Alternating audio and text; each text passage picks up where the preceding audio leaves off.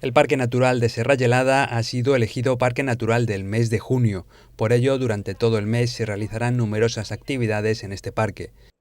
La presentación se ha celebrado en el Faro del Albir, en Alfás de Pi. Allí, la directora general de Medio Natural, Salomé Pradas, y alumnos de colegios de municipios circundantes han liberado 7 aves rapaces de 3 especies diferentes. Todas han pasado por el Centro de Recuperación de Fauna La Granja de El Saler.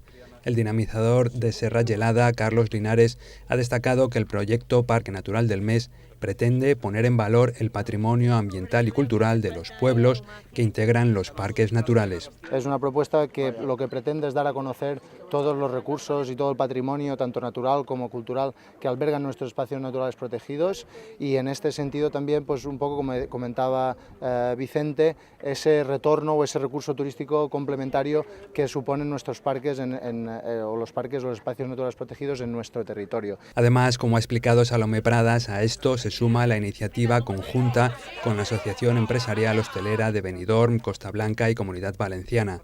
Los hoteles de Benidorm podrán exponer un cartel con un código QR para informar de las actividades del Parque de Serra Gelada.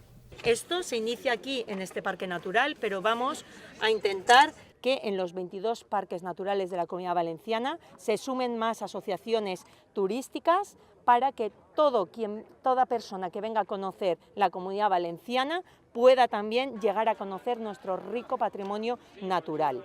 Todas las actividades que se realizarán en el Parque Natural de Serra Gelada en el mes de junio están disponibles en la página web parquesnaturales.gva.es.